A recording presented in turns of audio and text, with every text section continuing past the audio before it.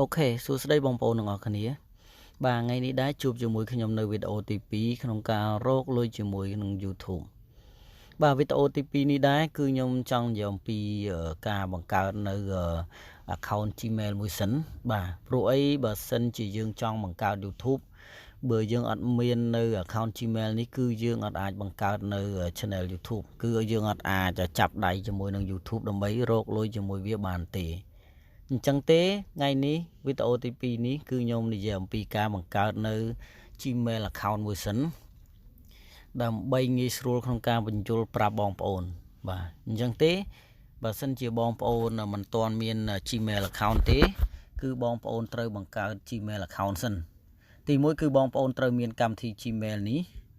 បាទអញ្ចឹងបងប្អូនមុននឹងមាន account Gmail មុននឹងមានកម្មវិធី Gmail នេះគឺបងប្អូនត្រូវចូលទៅក្នុង Play Store សិន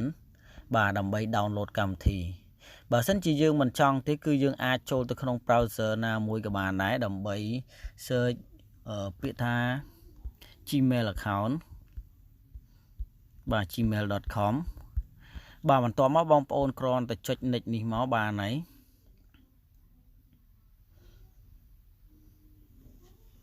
ហ្នឹងហើយបន្ទាប់មកគឺបងប្អូនគឺវាដាក់ឲ្យយើងហើយនេះណាបាទប៉ុន្តែដោយសារតែខ្ញុំនេះបងប្អូនអាចជ្រើសរើសយកបាទនេះ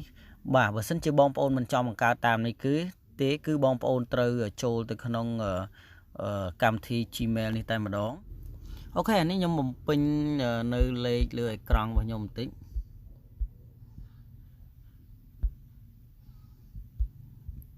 សូមទោសបងប្អូន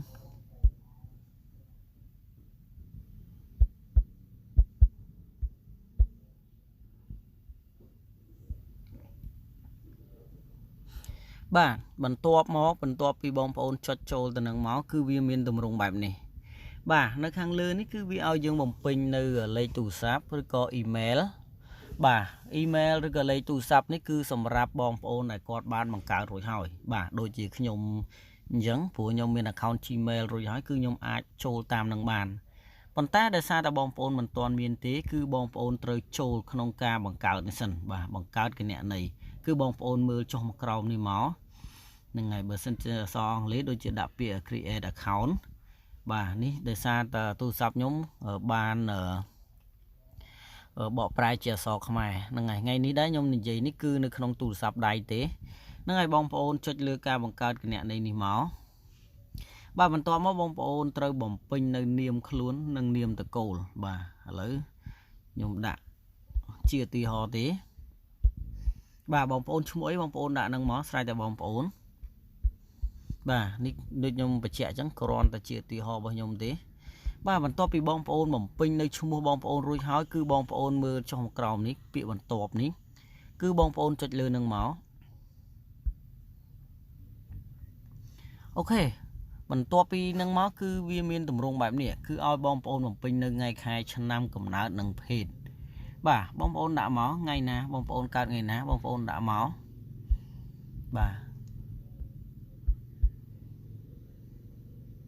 បាទនេះស្រេចតើបងប្អូនទេណាបាទភេទប្រុសដាក់ប្រុសស្រីដាក់ស្រីមកបាទបន្ទាប់ពីបងប្អូនបំពេញនៅទម្រង់នេះហើយគឺបងប្អូនមើលចុះមកក្រោមទៀត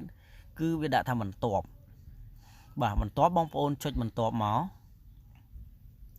បាទនៅត្រង់នេះគឺវាឲ្យយើងបំពេញនៅ account Gmail email ដែលយើងស្រឡាញ់បងប្អូនចង់ដាក់ឈ្មោះអី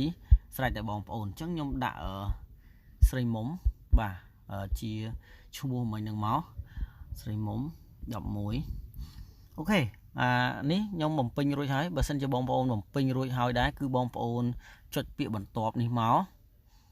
បាទអូឈ្មោះនេះគឺមានអ្នកប្រើហើយអញ្ចឹងខ្ញុំត្រូវទៅដូរបាទបើសិនជាបងប្អូនអត់ចង់ដូរទេគឺវាមានជំរើសនៅត្រង់នេះឲ្យបងប្អូនរើសណាបាទគឺបងប្អូនអាចរើសបានអញ្ចឹងខ្ញុំអត់ចង់បំពេញតាមនឹងទេបាទ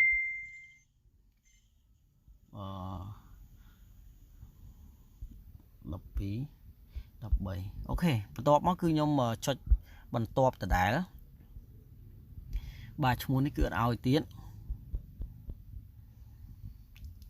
ស្រីមុំ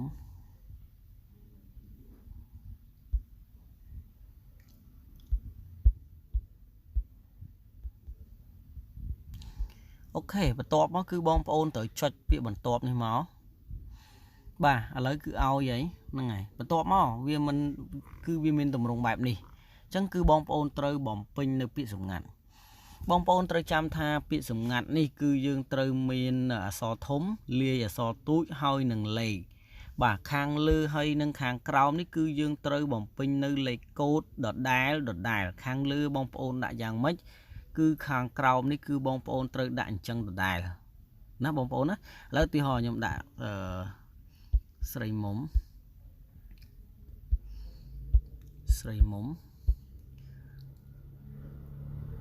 បាទស្រីមុំខ្ញុំដាក់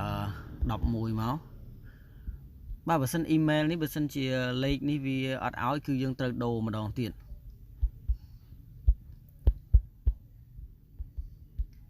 អូខេបន្ទាប់ពីបងប្អូនបំពេញនៅ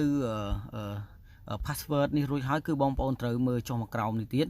គឺវាដាក់ពាក្យបន្ទាប់អញ្ចឹងបងប្អូនចុចបន្ទាប់មក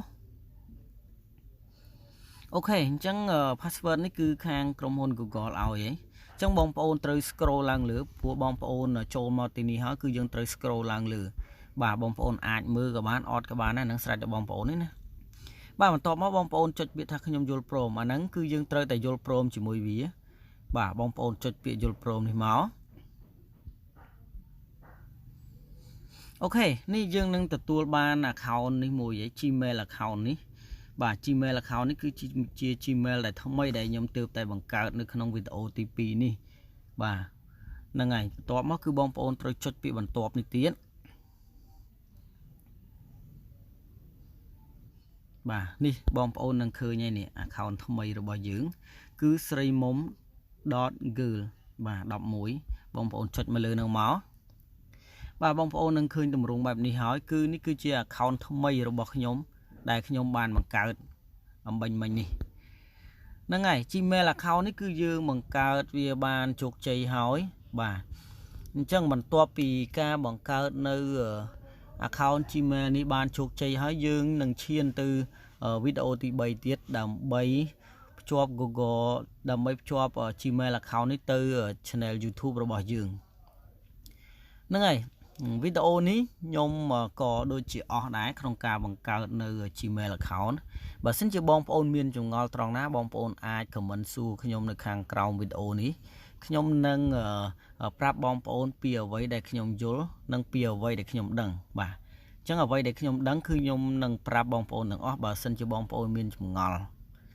អូខេអញ្ចឹងវីដេអូរបស់ខ្ញុំសូមបញ្ចប់ត្រឹមនេះអញ្ចឹងបងប្អូនចាំជួបខ្ញុំនៅវីដេអូទី3មួយទៀតដែលនិយាយអំពីការបង្កើត YouTube Channel ជាមួយនឹង Gmail account អញ្ចឹងវីដេអូខ្ញុំសូមបញ្ចប់ត្រឹមនេះបាទបាយបាយជួបខ្ញុំនៅវីដេអូទី3